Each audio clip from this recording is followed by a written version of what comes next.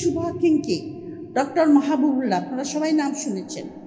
উনি একটা রিসেন্টলি কথা বলেছেন যে বিএনপির এই আইনের কচকচানিতে আমরা যারা বিএনপিকে সাপোর্ট করতাম আমরা বিভ্রান্ত বোধ করছি। মানে উনি পর্যন্ত বিভ্রান্ত হয়ে গেছেন। উনি বলছেন এই কচকচানিতে আমরা বিভ্রান্ত হয়ে গেছি। The point here is that আমাদের স্বরাষ্ট্রমন্ত্রীকে স্যার বলে অভ্যর্থনা করতে চাচ্ছেন। তা আমি একটু অ্যাড করবো ওখানে। আমি তো অনেক দিনের পুরোনো যুগের লোক, তো পাকিস্তান যুগের। তো পাকিস্তান যখন স্বাধীন হয় তখন সংবিধান নিয়ে কিন্তু পাকিস্তান রচনার অনেক সমস্যা ছিল। পাকিস্তান 8 বছর লেগেছিল সংবিধান রচনা করতে। তো তারা তখন ব্রিটেনের একজন বিখ্যাত কনস্টিটিউশনাল এক্সপার্ট, তার নাম হলো আইভার জেনিংস, আর তার উপাধিটা কিন্তু স্যার, মানে তাকে ব্রিটিশ গভর্নমেন্ট তাকে স্যার উপাধি দিয়েছিল, কারণ he was such a prominent constitutional expert. এখন মারা গেছেন বহু আগে। তো ওনাকে ডেকে নিয়ে আসা উচিত ছিল পাকিস্তানে, যে আপনি আমাদের সংবিধান রচনা করার জন্য সাহায্য করেন। তো উনি ওনার সাজেশন সবই দিয়েছিলেন। তা আমাদের দেশে এখন একজন স্যার আইভার জেনিংসের উদয় হয়েছে। তো তিনি আমাদেরকে সংবিধান শেখাচ্ছেন রাত দিন। তা আমরা তো সংবিধান নিয়ে কিছু একটুখানি পড়াশোনা করেছি। তো উনি যে এত জোর গলায় বলে চলেছেন যে গণভোট আমি মানি না, এই অধ্যাদেশ বাতিল করতে হবে, এবং তার জন্য উনি সংবিধানকে সাইড করছেন। কোনো সময় কখনো উনি পার্লামেন্টের সভারেনিটি নিয়ে কথা বলছেন। তো কোশ্চেন হলো এখানে যে, আর উনি বলছেন সাংঘাতিক আইন বিশারদ, এটা আইনে নাই, আবেগ দিয়ে দেশ চলে না। তো এখন কথা হলো কি যে বিএনপির একজন খুব শুভা কিঙ্কি, ডক্টর মাহবুবুল্লাহ, আপনারা সবাই নাম শুনেছেন। উনি একটা রিসেন্টলি কথা বলেছেন যে বিএনপির এই আইনের কচকচানিতে আমরা যারা বিএনপিকে সাপোর্ট করতাম আমরা বিভ্রান্ত বোধ করছি।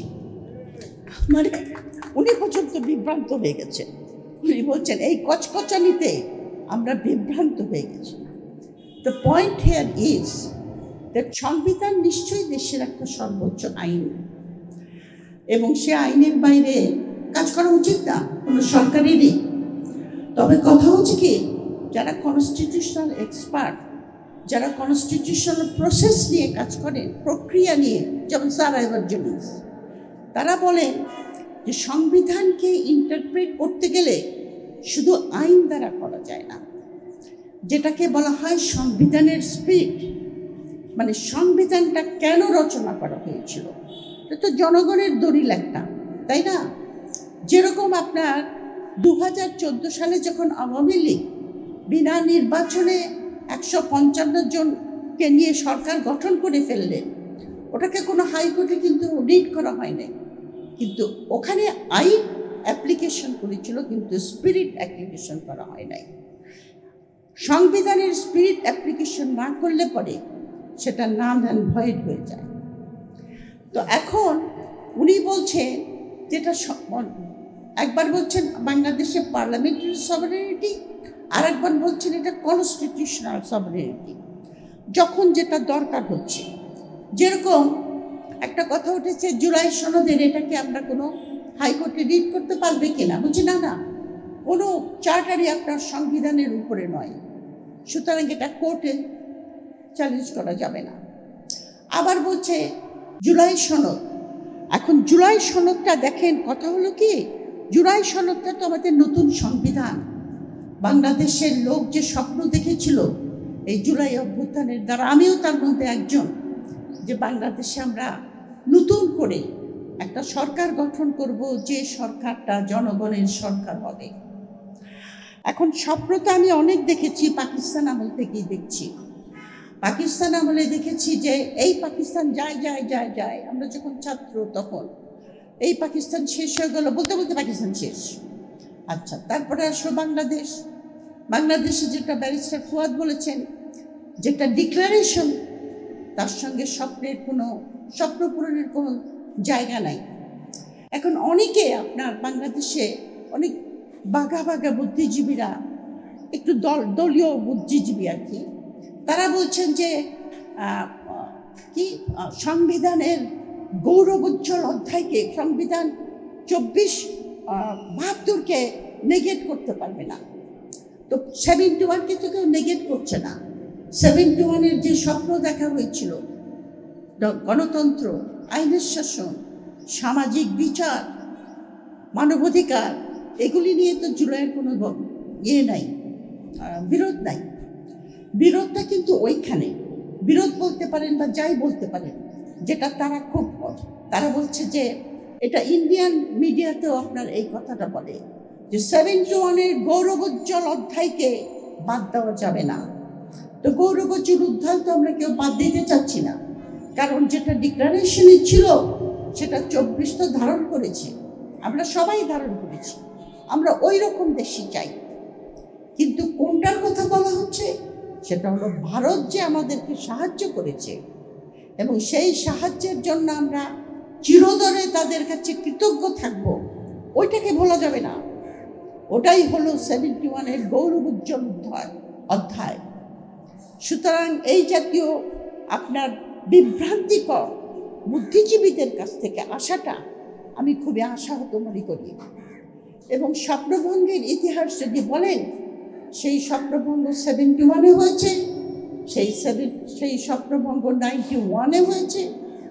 এখনকার স্বপ্নভঙ্গ হবে কিনা জানি না, তবে যেটা আশা করেছিলাম যে আপনার গণ অভ্যুত্থানের পরে এই যে জুলাইয়ের যে আপনার সনদ, আর এই জিনিসটাও তো আমাদের স্যার আইভার জেনিংসের মনে রাখা উচিত যে উনি যে আপনার পার্লামেন্টারি ডেমোক্রেসির কথা বলছেন, বর্তমানে যে আপনার নির্বাচন, যে পার্লামেন্ট, এটা কি কোনো একটা অস্বাভাবিক অবস্থার মধ্যে তৈরি হয় নাই? এখানে তো আপনার অভ্যুত্থান পরবর্তী পর্যায়ে সংবিধান বলতে কিছুই ছিল না 8 তারিখ পর্যন্ত।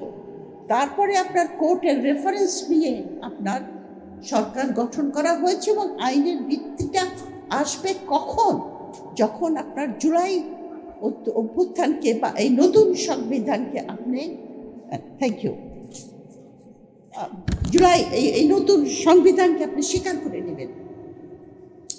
এখন আপনি যতক্ষণ এটা স্বীকার করছেন না যে আমি অধ্যাদেশ মানি না, গণভোট, কিন্তু আমি নির্বাচনটাকে মানি, তো এক যাত্রায় তো হয় না, এক জায়গায় পৃথক ফল হয় না। আমি গণভোট মানবো না, কারণ গণভোট মানলে আপনার জুলাইয়ে আমি যে সিগনেচার করে এসেছি ওগুলি আমার মানতে হবে, সংবিধানের ভিতরে চেকস অ্যান্ড ব্যালেন্স এস্টাবলিশ করতে হবে, তাহলে আমাদের ক্ষমতার কুক্ষিগত করা যাবে না, কাজে ওটা আমি মানব না। কিন্তু মানব কোনটা? নির্বাচন। আপনি যদি আপনার এটা আইনি ব্যাখ্যা ব্যারিস্টার শিশির দিয়ে গেছেন, আপনি যদি জুলাইকে না মানেন, গণ অভ্যুত্থানকে না মানেন, যেটা অবৈধ, তাহলে নির্বাচন অবৈধ। এটা আপনাদের মনে রাখতে হবে, আপনাদের নির্বাচন অবৈধ। সুতরাং আপনি একবার এক এক কথা বলে একটা ধোঁয়াশা কথার সৃষ্টি করছেন, এটা কিন্তু খুব ভালো নয়। যেমন দেখেন, তারা যে ক্ষমতা কুক্ষিগত করতে চায়, এবং আমি মনে করি, আমি কিন্তু বিএনপিকে সবসময় কিন্তু সাপোর্ট করতাম। সাপোর্ট মানে হাসিনার বিরুদ্ধে, হয়তো হাসিনা এত অত্যাচার করতো আমাদের উপরে, তা আমরা মনে করেছিলাম যে এই দলটাও তো নিপীড়িত হচ্ছে, এটাকে সাপোর্ট দিয়ে উঠাই, তাহলে এরা হয়তো আমাদেরকে এই জাতীয় একটা সরকারের মতো সরকার আর এস্টাবলিশ করবে না। কিন্তু আমি দেখলাম একটু ভুল ভুলটে গেল সম্পূর্ণ। যেটা ডক্টর মাহবুবুল্লাহ বলেছে সেটা আমিও বলি, যে এত কচকচানিতে আমি বিভ্রান্ত, এবং এই দলটাকে কি করে আমি সাপোর্ট করবো তাও আমি ভেবে পাচ্ছি না। আমি এই বিএনপিকে চিনি না, সোজা কথা।